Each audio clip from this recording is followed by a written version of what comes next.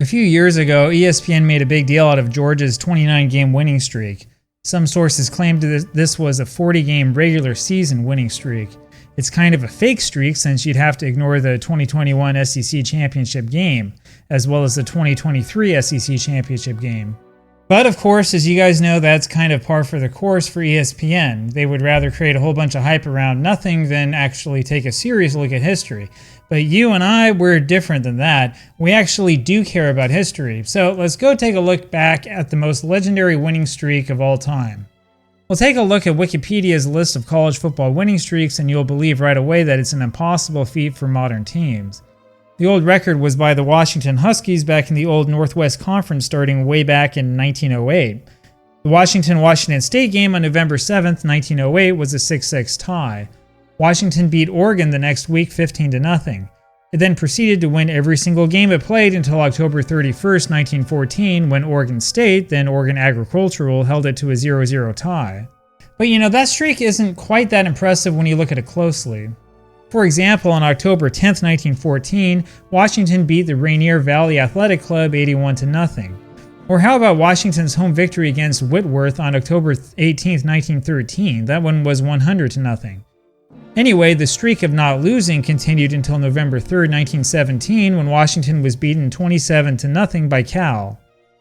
But honestly, there's really not that much impressive about that old streak. College football was still in its infancy, and it was decidedly a regional sport at that time. There was no national championship. Washington didn't play in a single bowl game during that 10-year period. And well, I think that just about any team today could beat up on high school teams or teams like Whitworth. No, the true gold standard of streaks is the big one by Oklahoma. But to understand Oklahoma's streak, we really need to go back to 1946. That's the first year after the war was over. College football underwent an important change during that period of time, and it's one that's largely escaped our popular understanding of the history. That change was the reintroduction of the T formation, which became hugely popular right after World War II. The T formation was originally a power running formation back in the early days, back when Washington set the old winning streak record.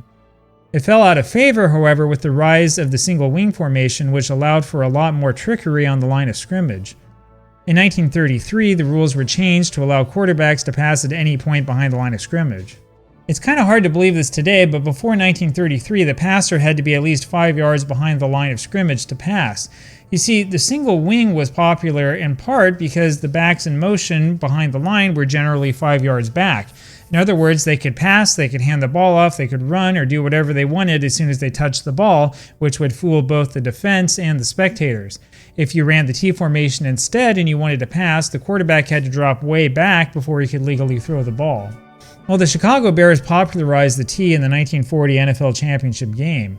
And then in 1945, the college rules changed again, this time no longer forcing the quarterback to stand 5 yards behind the line of scrimmage.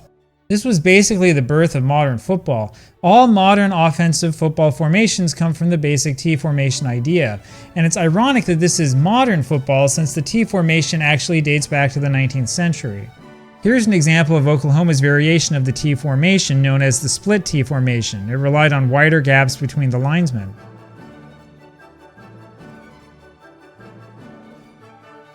Coach Jim Tatum wasn't all that successful in Oklahoma with the split T in 1946. But legendary coach Bud Wilkinson came on the next season, and then things really started rolling. Wilkinson led Oklahoma to an undefeated season in 1949, which ended with a number 2 ranking. Notre Dame wound up ranked number 1 that season, though you could make a case for Oklahoma being national champions instead. This was actually part of the fun of the sport in the real old days. The whole national championship concept was just a media invention anyway. I guess that the playoff helps solve some of these issues, but it also takes a lot of the mythos away from the sport. Oklahoma did win a national championship in 1950. This is back when the championship was awarded before the bowl games. It then proceeded to lose to Kentucky in the Sugar Bowl 13-7.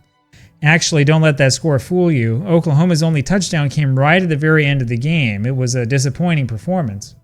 Well, I guess it's good that they wait until all the bowl games are over these days to declare the national champion, right? Anyway, Oklahoma had established a tradition of excellence, but that was nothing compared with what was going to come. The 1953 season started off with a disappointment for the Sooners, a 28-21 loss at home to Notre Dame. Oklahoma was driving up the field at the very end when Buddy Leak threw this unfortunate interception to lose it.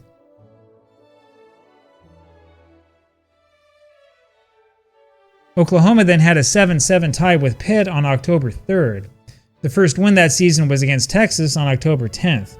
That was a hard-fought win too. The Sooner defense only barely stopped a final Texas push, ensuring the 19-14 win.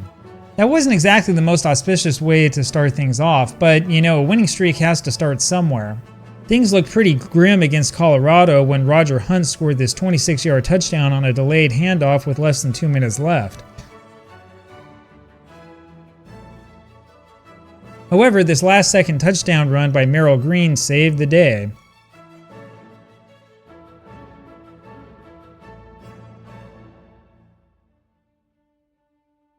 This one was a thriller for the ages.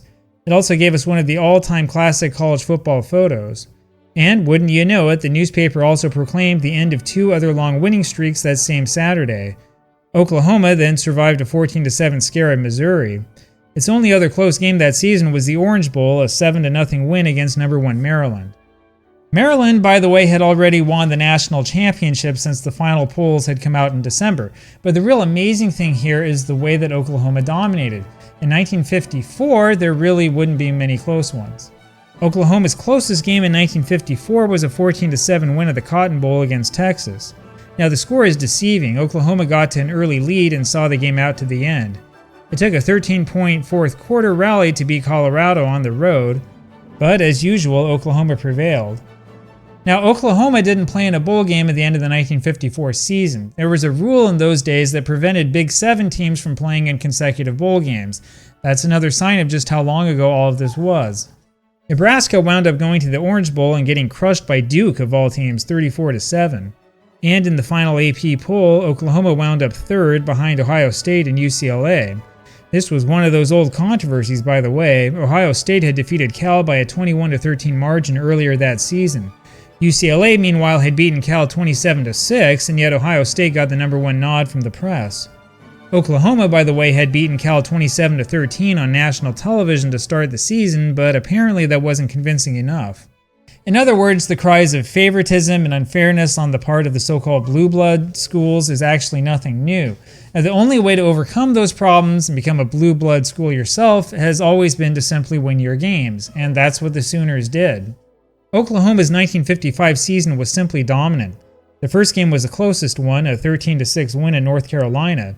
The big rivalry game against Texas was a 20-0 thrashing. And the other big game against Colorado on NBC was a massive 56-21 victory. Oklahoma ended the season ranked first in the country, its first national championship in the streak. And if you're counting, that Orange Bowl victory over Maryland made 30 straight victories. Now, that wasn't quite the record. Remember that Washington had the ancient 40 straight victory record. But this should have been enough to convince people which team was number 1, right? As good as Oklahoma was in 1955, it was even better in 1956. Oklahoma inexplicably fell to number 2 in the charts in the October 22nd polls. You see, Michigan State had just dominated Notre Dame 47-14, and the reputation of the Irish apparently convinced some reporters. Unperturbed, Oklahoma demolished Notre Dame in South Bend 40-0. As you can see in these clips against Colorado, Oklahoma had this way of running the ball at you from all sorts of angles. They didn't rely on massive plays. Instead, it was like a war of attrition. They would simply keep beating down the door until the defense was exhausted.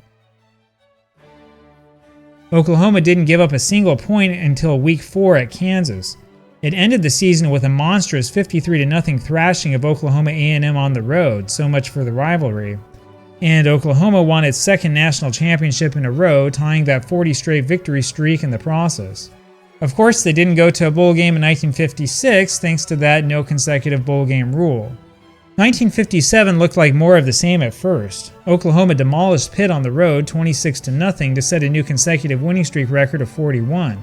They looked especially powerful after a big 21-7 win over Texas on the road in Week 3. The big game, though, came against Colorado at home on October 26th. The outcome was in doubt until Clinton Thomas tied the score at 13 with this 8-yard fourth quarter run. The 1-point late fourth quarter victory was the closest game yet in the winning streak. Oklahoma followed that up with a 13-0 victory at Kansas State. Then came a 39-14 victory at Missouri, number 47 in a row. But the damage had been done. The Sooners were number 2 behind Texas A&M. And then came the big test. That was a home game against Notre Dame, the most storied team of all. Notre Dame wasn't quite the Notre Dame of old in 1957. The Fighting Irish came into this game with a 4-2 record and were unranked. The Notre Dame losses included a 20-6 embarrassment at home against Navy. That was followed by an awful loss to Michigan State on the road the next week, 34-6. The Notre Dame-Oklahoma game was an old-time affair, though, with tons of defense and very little scoring.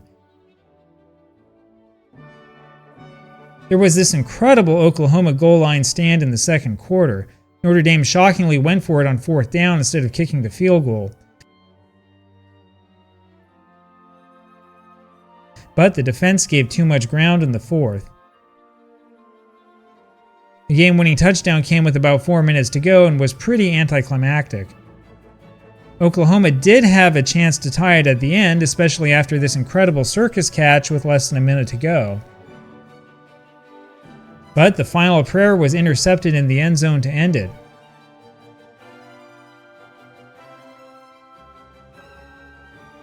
And just like that, the winning streak was over. Well, it's kind of a remarkable streak when you think about it. 47 straight victories going from 1953 through 1957, and yet they only won 2 national championships. Well, it's impressive nonetheless. Oklahoma had rough competition every single season and didn't play games against high school teams or awful programs. And the massive margins of victory in 1955 and 1956 really are eye-opening.